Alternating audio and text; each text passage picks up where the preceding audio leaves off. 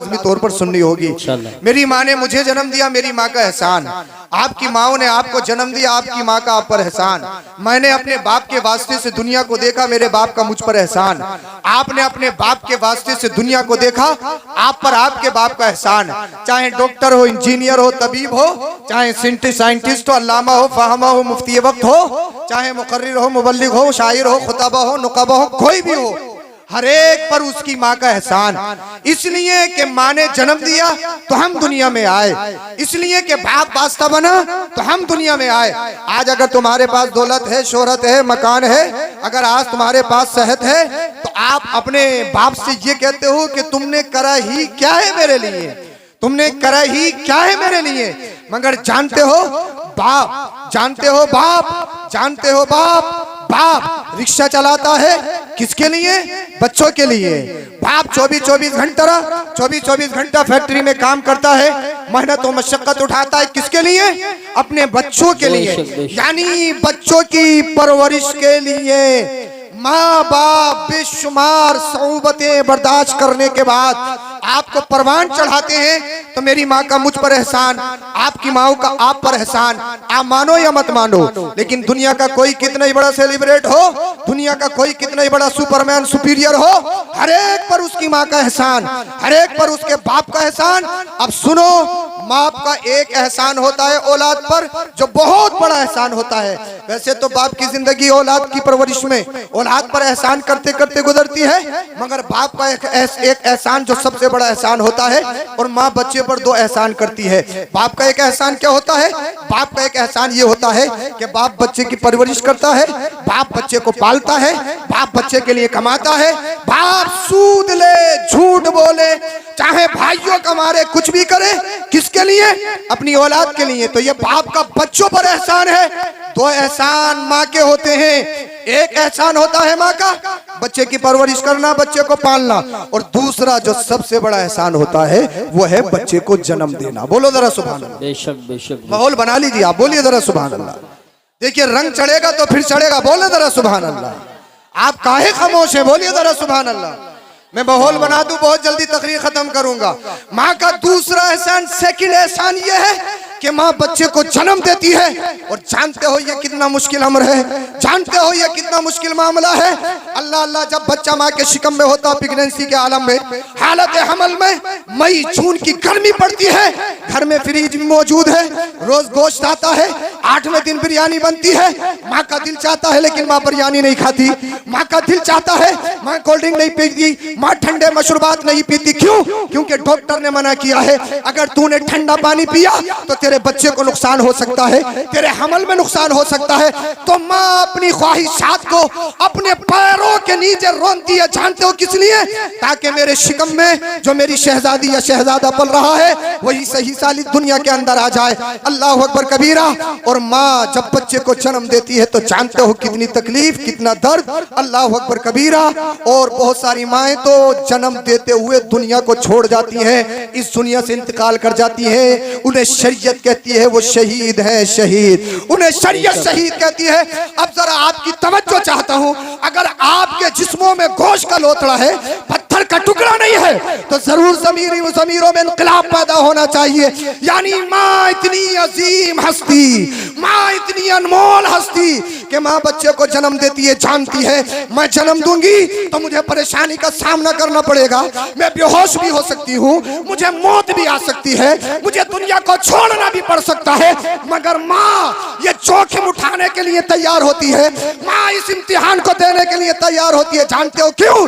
इसलिए इसके बाद में जो मिलने वाला रिजल्ट है, इसके बाद में जो मिलने वाला नतीजा और फल है, वो अल्लाह की बहुत बड़ी नेमत है। वो क्या है? वो औलाद है। औलाद अल्लाह की बहुत बड़ी नेमत है। जिनके पास औलाद नहीं है, या जिनके पास बेटा नहीं है, जिनके पास बेटी नहीं है, बहुत सारे लोग हमारे पास आते हैं, हजरत हमारे पास ऐशो इशरत के बहुत सारे असबाब हैं, हमारे पास तिजारत भी है, हमारे पास मकान भी है, हमारे पास एयर कंडीशन बंगले भी है, हमारे पास बेशुमार दौलत है, मगर घर में रौनक नहीं, घर में बरकत नहीं। माने कहा भाई क्या क्या हुआ? तुम्हें अल्लाह ने सब कुछ दिया है। आंखों में आंसू लाते कहते हैं हजरत हमारी शादी को 15 साल हो गए, लेकिन अभी तक हम औलाद से महरूम है, अभी तक हमारे घर में कोई फूल नहीं खिला है, अल्लाह ने अभी तक हमें औलाद से ना महरूम रखा है। अब मैं आपकी तवज्जो चाहता हूँ, अल्लाह अकबर कबीरा। बाप का एक एहसान, माँ के 2 एहसान, तो फिर मर्तबा किसका ज्यादा होना चाहिए?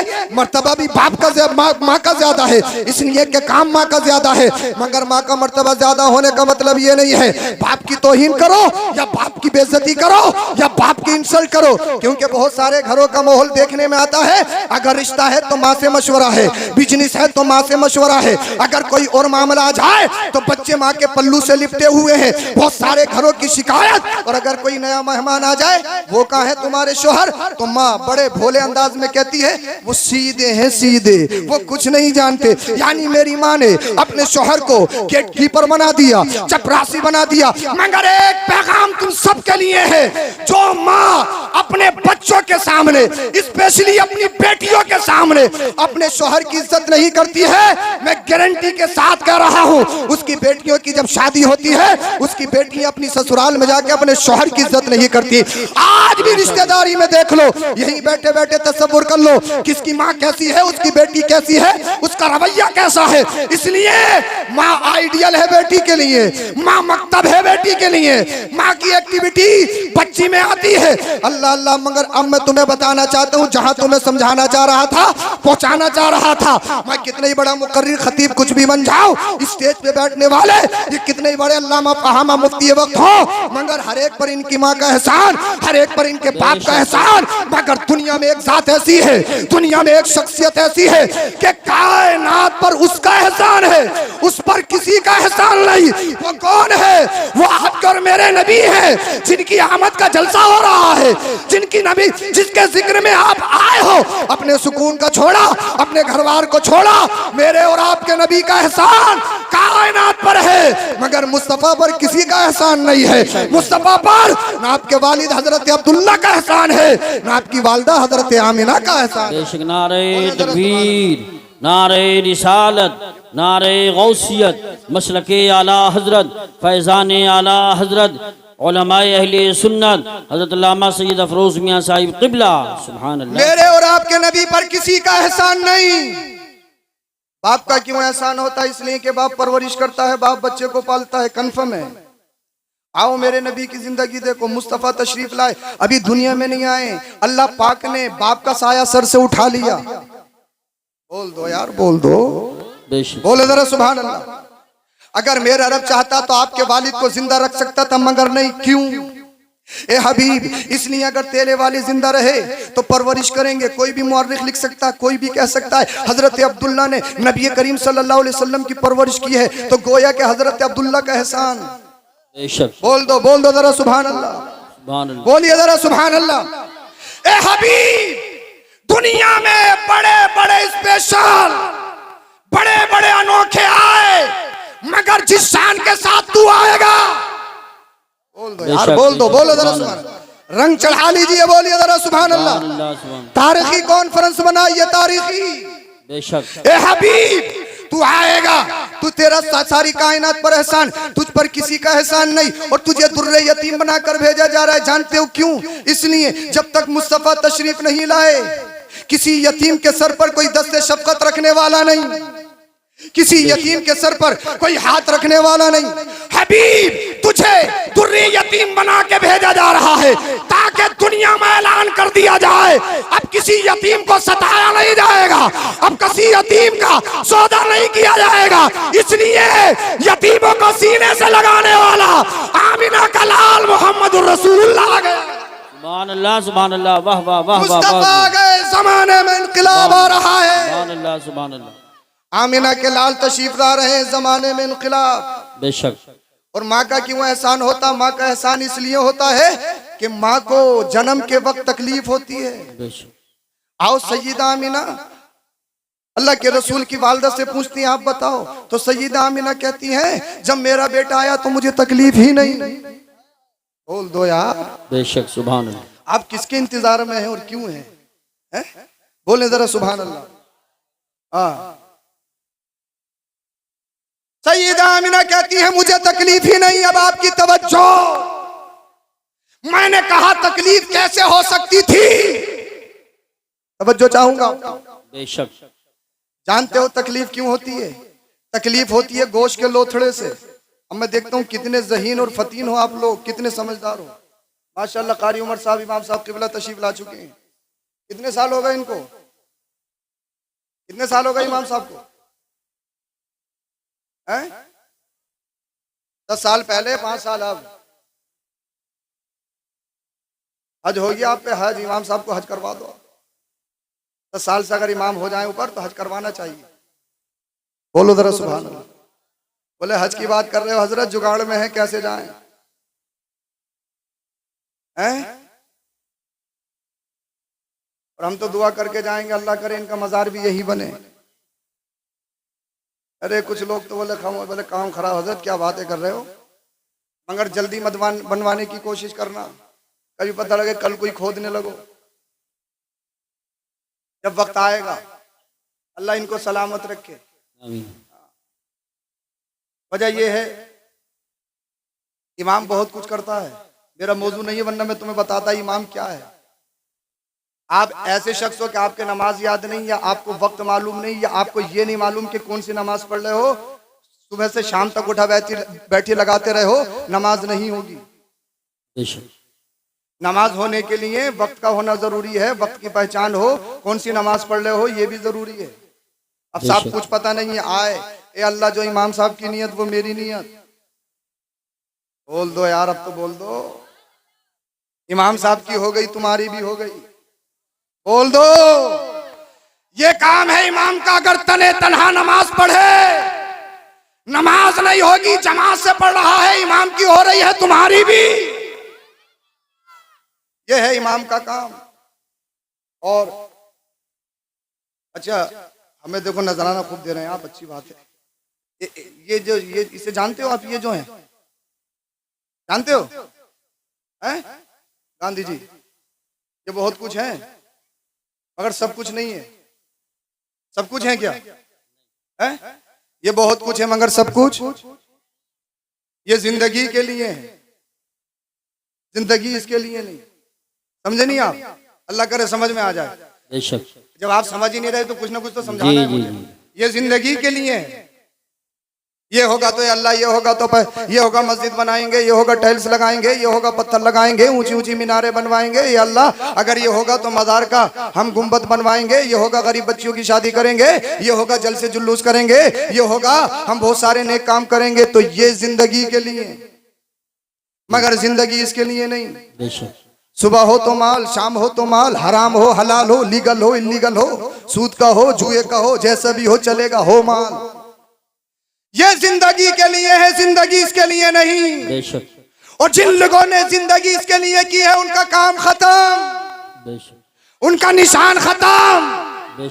दुनिया में बड़ी बड़ी दौलत वाले आए हैं जिनकी मूंछों पे चिराग जलते थे, जिन्हें सत्ता पे नाज, जिन्हें कुर्सी पे नाज, जिन्होंने दुनिया में जन्नत बनाई मगर देख नहीं पाए। बताइए मुझे, बताइए। तो ये जिंदगी के लिए है, जिंदगी इसके लिए नहीं है। अल्लाह अल्लाह, बहुत सारे लोग ऐसे हैं, ये बहुत है, बहुत है, मगर सब कुछ ये नहीं है। खुशी इससे नहीं खरीद सकते, सुकून इससे नहीं खरीद सकते। इसलिए अगर सुकून इससे होता तो मालदार सब जब होते उन्हें सुकून ही सुकून होता। मगर जब उनकी जिंदगियों में झांकोगे, बगैर इंजेक्शन के, बगैर गोली के उनको नींद नहीं आती। किसी को शुगर है, किसी को हार्ट है, किसी को कैंसर है, किसी को कुछ है, किसी को कुछ है, किसी को कुछ है, किसी को टैक्स का खतरा है, किसी को पुलिस का खतरा है, किसी को शासन प्रशासन का खतरा है। चारों तरफ अफरा तफरी है। अब आओ पूछते हैं सुकून में कौन है? बोल दो यार, बोल दो। आओ पूछते हैं सुकून में कौन है? तो पता लगा एक शख्स मिला जो रोड के फुटपाथ पर रहता है। बेशक यार बोल दो भैया, कब बोलोगे? रोड के फुटपाथ पर रहता है।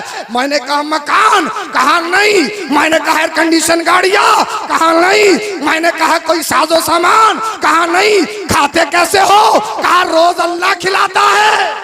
बेशक बेशक। मैंने कहा सर्दी कट जाती है, गर्मी कट जाती है। ए अल्लाह इतनी गर्म हो रही है, अगर पंखा ना लगे तो तकरीर ना हो, एसी ना लगे तो नींद ना आए, कूलर ना हो तो सुकून ना मिले। मगर फुटपाथ पर रहने वाला जिसके तन पे कपड़े देखो तो फटे पुराने, ना मकान है ना कूलर है ना एसियां हैं, जब उससे पूछा सुकून तो कहने लगा सुकून इतना, बेशक बेशक बेशक सुकून इतना अमीरों को नहीं। मैंने कहा क्यों? जवाब मिला कुरान पढ़ ले।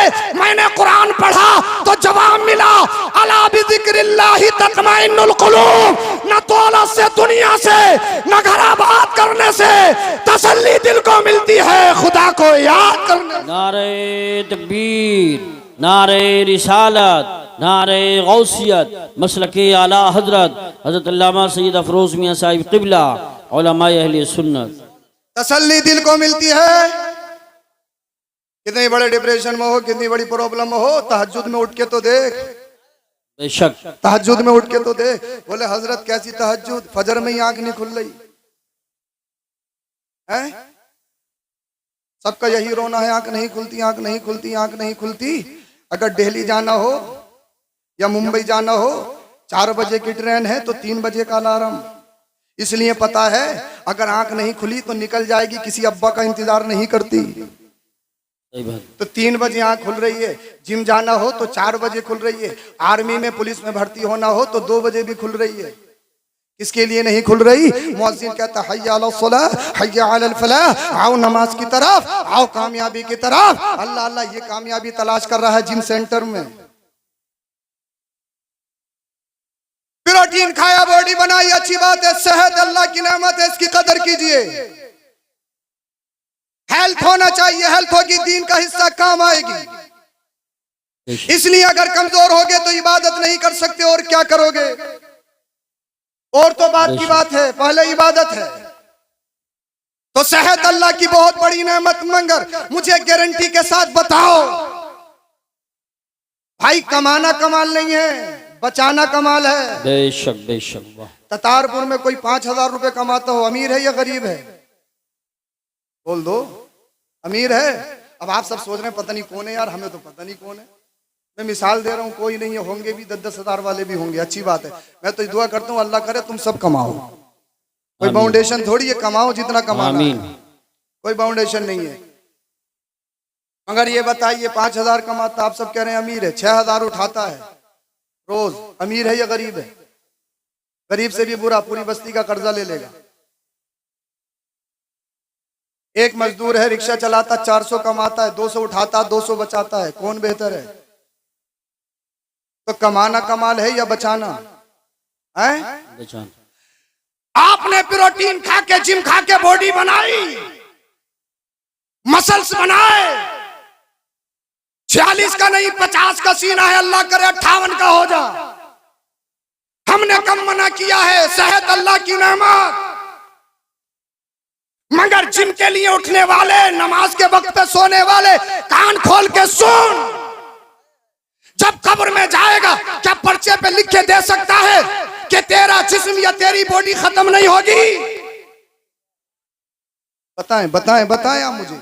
क्या बात। प्रोटीन काम आएगा, जिम काम आएगी, बताइए मसल्स काम आएंगे? नहीं नहीं। हजरत अली फरमाते हैं हाल ये होता 3 दिन के अंदर अल्लाह अल्लाह सारे सर के बाल नोच लिए जाते हैं, आंखों का गूदा निकाल लिया जाता है। ये रुखे राना, ये चश्मान गजाला, ये बेहतरीन कद्दो कामत, इसकी अल्लाह अल्लाह इसकी सेटिंग बिगड़ जाती है, इसकी हैयत बिगड़ जाती है, पहचानने में नहीं आता। कफन तो बहुत दूर की बात है, 3 दिन के अंदर इधर की पसली उधर, उधर की पसली इधर, हशरातुल अर्द अल्लाह अल्लाह जहन्नमी आदम उस पे मुसल्लत कर दिया जाता है। मुझे बताइए आपने जो जिस्म बनाया है, बॉडी बनाई है, सिर्फ बनाना कमाल नहीं है, बचाना जरूरी है। इसकी प्रोटेक्शन, हिफाजत जरूरी है। इसकी प्रोटेक्शन और हिफाजत कैसे होगी? आओ नुस्खा मैं तुम्हें देता हूं, तावीज मैं तुम्हें दे के जा रहा हूं। अगर कब्र में अपनी बॉडी, जिस्म की प्रोटेक्शन चाहते हो, कैसे होगी? अल्लाह अल्लाह से होगी। अगर तूने नमाज पढ़ी है, रोजा रखा, अगर तूने माल दिया, अल्लाह ने हज किया, ज़कात दी है, अगर तूने फजर के उठने के बाद में नमाज फजर को अदा किया, उसके बाद में कुरान करीम की तिलावत की, उसके बाद में कब्रिस्तान गया, अपने माँ बाप के लिए साले सवाब किया, दीगर मोमिनीन के लिए साले सवाब किया, तब तेरा चलना फिरना, खाना पीना, कौलो फेल, गुफ्तारो रफ्तार, जब तेरा सफरो हजार, तेरे माकुलातो मशरूबात के तौर तरीके, तेरा अल्लाह अल्लाह, तेरा कल्चर नेचर जब सुन्नते मुस्तफा के मुताबिक हो जाए बेशक और जब इस दुनिया से जाएगा, ततारपुर वाले रो रहे होंगे, ए अल्लाह बड़ा नेक था, परहेजगार था, मुत्तकी था, नमाजी था, छोड़ के चला गया, छोड़ के चला गया, छोड़ के चला गया। बस्ती वाले तेरे गम में आंसू बहा रहे होंगे, लेकिन अर्श के फरिश्ते कह रहे होंगे मुबारक हो, मुबारक हो। सुभान अल्लाह। दुनिया से आते बहुत है, आज जो आ रहा है कोई दुनियादार नहीं, मदीने के ताजदार का गुलाम आ रहा है। सुभान अल्लाह, सुभान अल्लाह। और जब तू इस पोजीशन में कब्र में जाएगा, अल्लाह अल्लाह फरिश्ते तुझसे पूछेंगे, मा कुंता तक़ूलु फी हक़्क़ि हाज़ा रजुल, मदीने वाले मुस्तफ़ा तेरी कब्र में तशरीफ लाएंगे, आला हजरत कहते हैं कब्र में लहराएंगे तहशर चश्मे नूर के, जलवा फरमा होगी जब तलात रसूलुल्लाह की, आँख अता कीजिए, उसमें ज़िया दीजिए, जलवा करीब आ गया, तुम पे करोड़ों दुरूद, कल दीदार का दिन है और यहाँ आँख बेकार है, क्या होना है? अल्लाह अल्लाह। आला हजरत फरमाते हैं आँख अता कीजिए, उसमें ज़िया दीजिए, जलवा करीब आ गया, तुम पे करोड़ों दुरूद। जब कब्र में जाएगा, मदीने वाले मुस्तफा तशरीफ लाएंगे, फरिश्ते पूछेंगे बता कौन है, तो आमिना के लाल फरमाएंगे इससे मत पूछो ये कौन है, मैं बताऊं ये कौन है। बोल दो यार, बोल दो, मैं बताऊं ये कौन है। आमिना का लाल कहेगा ये दुनियादार नहीं, मदीने के ताजदार का गुलाम है। जब हाल ये होगा तो शायर कहता है जमीन मैली नहीं होती, ज़मान मैला नहीं होता, मोहम्मद के गुलामों का कफन मैला नहीं होता। नारे तकबीर, नारे रिसालत, नारे गौसियत, मसलके आला हजरत हजरत अल्लामा सैयद अफरोज मियाँ साहिब क़िबला, उलमाए अहले सुन्नत। सुभान।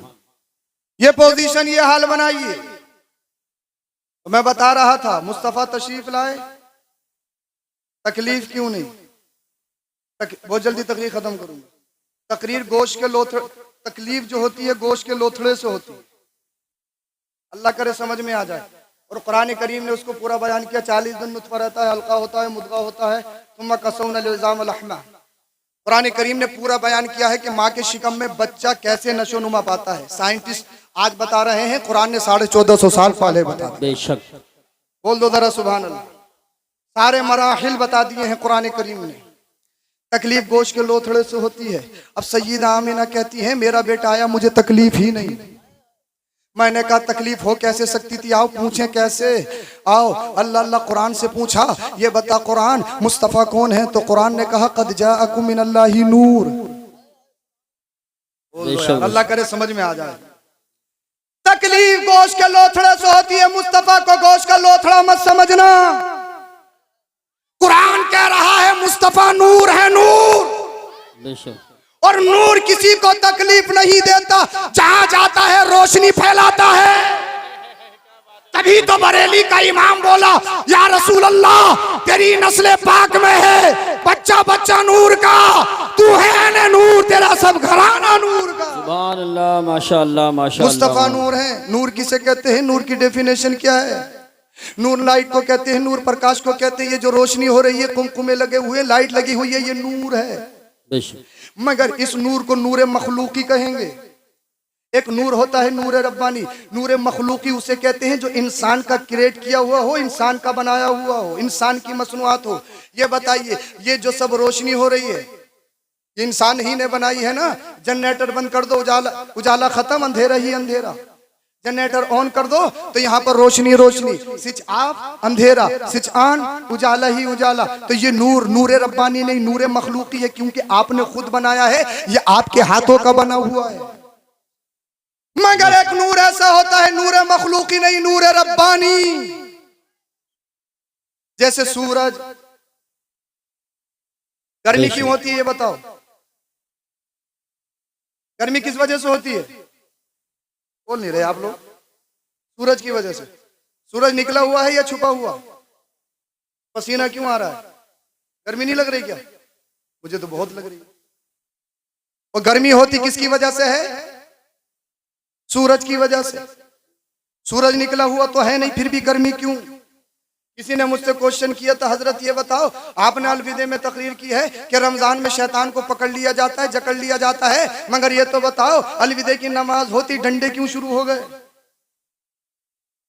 गाली गलौज क्यों? हाजी साहब को देखो सबसे आगे नजर आ रहे हैं, कोई सी गाली बची नहीं है जो दे नहीं रहे। आप कह रहे हो ये सब शैतानी काम होते हैं। अब शैतान तो बंद है, फिर रमजान में लड़ाई क्यों, झगड़ा क्यों?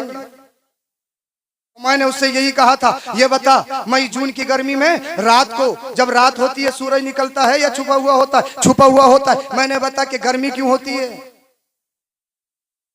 तो जवाब मिला इसलिए सूरज जो निकलता है उसके असरात और उसकी हरारत शिद्दत बाकी रहती है। बेशक बोल दो, बोल दो। बेशक बेशक। मैंने कहा 11 महीने शैतान खुला रहता है और इतना घुल जाता है, इतना घुल जाता है, इंसान इंसान नहीं रहता बल्कि इंसान को शैतान बना जाता है।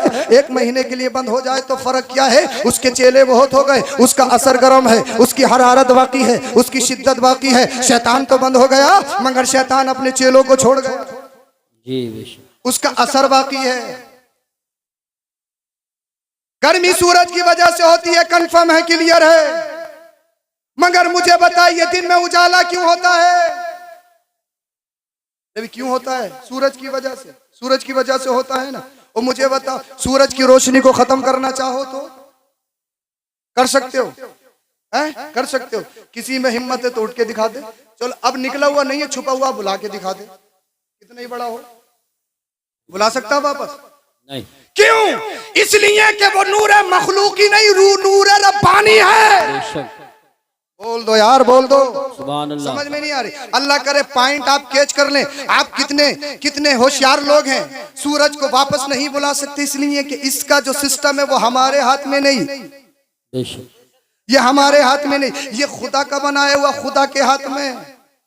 चांद कब निकलता है? दिन में या रात में? रात में। सूरज को, चांद को रोशनी मिलती है सूरज से और सितारों को रोशनी मिलती है चांद से। बेशक। चांद को रोशनी सूरज से और सितारों को रोशनी चांद से। मुझे बताए अगर कोई चांद की रोशनी खत्म करना चाहे तो कर सकता है? सितारों की रोशनी खत्म करना चाहे? क्यों? इसलिए कि वो नूर मखलूकी नहीं, नूर रब्बानी है। अब आओ इन तमाम नूरों को देखते हैं और मेरे मुस्तफा के नूर को देखते हैं। दुनिया का चाहे कितना ही बड़ा साइंटिस्ट हो, चाहे दुनिया का कितना ही बड़ा पढ़ा लिखा हो, चाहे कहीं भी चला जाए, चांद पे चला जाए, आसमान पे चला जाए, दुनिया के किसी भी खित्ते पे चला जाए, मगर कोई भी डूबे हुए सूरज को वापस नहीं ला सकता। बेशक बेशक। अगर मुझे बताओ चाहे ब्रिटिश में पढ़ा हो, चाहे ऑक्सफोर्ड में पढ़ा हो, चाहे हिंदुस्तान, चाहे जर्मनी, जापान, दुनिया के किसी भी खित्ते में पढ़ा हो, किसी की माँ ने दूध पिलाया है, किसी के बाप के खून में इतनी ताकत है कि डूबे हुए सूरज को वापस ला दे? नहीं ला सकता। मगर हाँ ये किसी ने करके दिखाया है। बोल दो यार, बोल दो। ये किसी ने करके दिखाया है। किसने? मकाम सहबा में मौला कायनात के लिए मेरे नबी ने। बेशक बेशक। जहां बड़े बड़े साइंटिस्टों की, बड़े बड़े साइंसदानों की पगड़ियां नीचे गिरती है, वहां से मेरे मुस्तफा की साइंस शुरू होती है। सुभान अल्लाह, सुभान अल्लाह। वाह वाह। डूबा हुआ सूरज वापस। बेशक। और चांद की यह हैसियत, चांद को 2 टुकड़ों में बांट दिया। बोल दो, बोल दो सुभान अल्लाह। सितारे मुस्तफा के खिलौना, खिलौना। जब चांद नहीं मिटा सकते, सूरज नहीं मिटा सकते, सितारे नहीं मिटा सकते, तो बताओ मेरे मुस्तफा के जिक्र को कैसे मिटाओगे? मुस्तफा तो तमाम नूरों की असल है। अगर आज का कोई 2 पैरों का जानवर खिंजीर से बदतर, खिंजीर कहना भी ये खिंजीर की तौहीन है। जी बेशक। अगर कोई कुत्ता दौरे हाजिरा में अगर मुस्तफा की शान पे भौंके, सस्ती शोहरत के लिए, बाबागिरी में जिनका काम नहीं चल रहा है, बाबागिरी में जिनकी रोटियां नहीं सिक रही हैं, अगर वो मदीने वाले मुस्तफा करीम सल्लल्लाहु अलैहि वसल्लम का सहारा लेकर अगर रोटियां ही सेकना चाहता है तो दरिंदे कुत्ते, कुत्ता कहना भी कुत्ते की तौहीन, बेशक, इंसानियत के नाम पर धब्बा मलून, कहीं भीख मांग ले। लोग भीख भी तो मांग रहे हैं, भीख मांग मांग के खाने लग। क्यों? सस्ती शोहरत के लिए। नबी करीम सल्लल्लाहु अलैहि वसल्लम की शान में अब शब बकता है। बेशक। अरे आज जो तू नजर आ रहा है, या अगर तेरी बीवी या तेरी बेटी हो और तेरे दिल में तेरी बीवी या तेरी बेटी की अगर मोहब्बत है तो ये भी तो मेरे नबी का सदका है। बेशक बेशक बेशक बेशक। हक। बोलो बोलो जरा सुभान अल्लाह। सुभान अल्लाह। उन माशा। कुत्तों का नाम क्या लेना है? कुत्तों का नाम क्या लेना है? कलेजा मुंह को आता है। और मैं अपने भाइयों से गुजारिश करूंगा, इस तरह की कोई क्लिप देखो तो खुदा के वास्ते उसे शेयर मत करो। बिल्कुल सही बात। रोना आता है, क्या कर सकती हैं आप उनमें? बताइए मुझे। आप जज्बाती होते हो कि आओ मैदान में आओ, मैदान में आओ, मैदान में आओ, रोड पे चलो। मुझे बताइए रोड पे जाने से हुआ क्या है? एनआरसी का मुद्दा तुमने नहीं देखा? क्या कुछ हुआ? कितना बड़ा प्रोटेस्ट, कितना बड़ा एहतिजाज। क्या तुमने किसान मुद्दा नहीं देखा? कुछ हुआ? कितने मेमोरेंडम, कितने एहतिजाजात, कितने प्रोटेस्ट। कोई हल है? कोई हल है? नहीं है हल। और अगर कोई मौलाना बोलने की कोशिश करे तो सियासत से इन्हें क्या मतलब, और किन्हें मतलब होगा? विधायक साहब अगर आपकी बाइक छुड़ा दें तो आपसे अच्छे ताल्लुकात किसी के नहीं। एमपी साहब अगर कोई आपकी बाइक कहीं पे फंस जाए, एमपी साहब बाइक छुड़वा दो, फोन करके बाइक छुड़वा दी तो मेरे ताल्लुकात सबसे अच्छे हैं। सिर्फ बाइक बाइक बाइक बाइक पे ही काम खत्म है। फोन कर लें, तुम्हारी यहाँ शादी में आ जाए, तुम खुश हो। मैं पोस्ट करूं, कारी यूसुफ साहब किबला पोस्ट करें, जनाब आकिल साहब पोस्ट करें, ये मेरे दीगर अहबाब पोस्ट करें, कितने लोग देखेंगे? क्या होगा मुझे बताइए? क्या होने वाला है? कुछ होगा? क्या होने वाला है? कुछ भी नहीं। अगर हम तुम्हें रोडों पे ले जाएं, मुझे बताइए तुम पे मुकदमात होंगे। बहुत सारे ऐसे गरीब जो रिक्शा चलाते हैं, उनके मुकदमात कौन लड़ेगा? जो रोज कमाते हैं, रोज खाते हैं, बताइए जेल चले गए तो कौन उनके लिए मुकदमा लड़ेगा? मुझे बताएं। जब तक काम मुनज़्ज़म तरीके से नहीं होगा, जब तक तंजीमें तश्कील नहीं दी जाएंगी, कुछ नहीं होने वाला। जब तक हमारी तुम्हारी कोई पुष्टपनाही करने वाला नहीं होगा, कुछ नहीं होने वाला। इसीलिए मेरे दोस्तों, मेरे अहबाब, तुमसे कहूंगा, वो पार्टियां जो अपने आप को सेकुलर कहती हैं और मुसलमानों का हमदर्द कहती हैं, सिर्फ वोट लेने के बाद, चाहे वो समाजवादी हो, चाहे कांग्रेस हो या दीगर पार्टी हो, पकड़ लो मेरे गिरवान, जो करना है। वोट लेने के लिए हम तुम्हारे साथ हैं, सत्ता बदलने के लिए हम तुम्हारे साथ हैं, मगर मुझे बताओ, जब मेरी नबी की शान में तौहीन हो तो तुम्हारे मुंहों में दही क्यों जम जाता है? सही बात, एक कभी बयान नहीं आया। बिल्कुल सही बात। क्यों दही जमता है तुम्हारे मुंहों में? और पार्टी से कुछ लिपटे हुए नाम निहाद मुसलमान भाई, कलमा गो, हमारे मुस्लिम भाइयों ने या दीगर अमन पसंद लोगों ने उनको जिताकर कामयाब बनाकर सदन में भेजा है। मुझे बताइए कैसे काम चलेगा? कितनी बर्बरियत। लोग चाहते हैं कि अमन खराब हो, लोग चाहते हैं लड़ाइयां हो, उनके पैरों में कोई जंजीरें हैं, उनके लिए कोई कानून है? मुझे बताइए। मुफ्ती सलमान अजहरी साहब किबला ने एक शेर क्या पढ़ा, उसी पे बाबिला मच गया। कितना वक्त हो गया, कोई है? मैं और आप क्या कर सकते हैं? मुझे बताइए। तो तुम एक नुस्खा दे के जा रहा हूं। आपने जिन लोगों को जिताकर कामयाब बनाकर सदन में भेजा है, बोलो बोलो बोलो जरा, जिन लोगों को तुमने कामयाब बनाकर सदन में भेजा है, उनका दामन पकड़िए, उनसे कहिए, हम भागे तो रह सकते हैं, हम बगैर अनाज के तो रह सकते हैं, बगैर मकान, बगैर छत वाली मकान में तो रह सकते हैं, टूटे फूटे रोडों पे तो चल सकते हैं, मगर नबी की शान में तौहीन हो ये बर्दाश्त नहीं कर सकते। बेशक। सदन में आवाज उठाइए और उन पार्टी को, अपने नेताओं को ललकारिए। अगर वाकई तुम मुस्लिमों के हमदर्द हो और हिंदुस्तान का संविधान बचाना चाहते हो तो यहाँ खड़े होके एक ज़बान बोलना होगा, बेशक बेशक बेशक बोलना होगा। प्रॉफिट मोहम्मद सल्लल्लाहु अलैहि वसल्लम पीस बी अपॉन हिम, उनके बारे में अगर किसी ने बदतमीजी करने की कोशिश की उसकी ज़बान काट ली जाएगी। बेशक बेशक बेशक। नारे ताईद कीजिए, मेरी ताईद कीजिए। बिल्कुल बिल्कुल बिल्कुल। नारे तकबीर, नारे रिसालत, नारे गौसियत, मसलके आला हजरत अजमत मुस्तफ़ा हजरत अल्लामा सैयद अफरोज मियाँ साहिब क़िबला। सुभान। उस कुत्ते का मैं नाम क्या लूं? वो कुत्ता है क्या? उसकी हैसियत क्या है? वो सस्ती शोहरत चाहते हैं, वो सिर्फ रोटी कमाना और खाना चाहते हैं, क्योंकि भीख मांगने के भी काबिल नहीं है। जब बाबागिरी में काम नहीं चलता है तो इधर आते हैं। इसीलिए सबसे पहली बात और नसीहत आप लोगों के लिए यह है कि खुदा के वास्ते शेयर मत कीजिएगा, पोस्ट मत कीजिएगा। बार बार सुनाते हो, रोना आता है। क्या करें इंसान अपनी बेबसी पे, क्या करें हम? मगर ये जालिम गलत समझ रहे हैं। आज तो करोड़ों की तादाद में है। मेरी खत्म है यहीं पर। जी जी। मगर जब दुनिया में सिर्फ 6 मुसलमान थे, कितने? बेशक। Only 6 Muslim in the whole world. सिर्फ 6 मुस्लिम थे और 6ठे नंबर की मुस्लिमा एक खातून, एक वेमन, जिन्हें सैयदा, जिन्हें अल्लाह अल्लाह अल्लाह अकबर कबीरा, 6ठे नंबर की मुस्लिमा एक खातून है जिन्हें हजरत सुमैया कहा जाता है। बेशक। और उस वक्त कलमा पढ़ना इतना मुश्किल था, मेरी तकरीर खत्म हो गई। इतना मुश्किल था जैसे शहादत गाह में अपना कदम रखना, अपनी गर्दन पेश कर देना। 6ठे नंबर की मुस्लिमा हजरत सुमैया, शोहर और बेटा हजरत अम्मार, हजरत यासिर भी ईमान ले आए। आतंकवादियों को पता चला, घर को घेर लिया। आतंकवादियों को पता लगा, घर को घेर लिया। सुमैया, हमने सुना है नबी का कलमा पढ़ा है, नबी के दीन में दाखिल हो गई हो।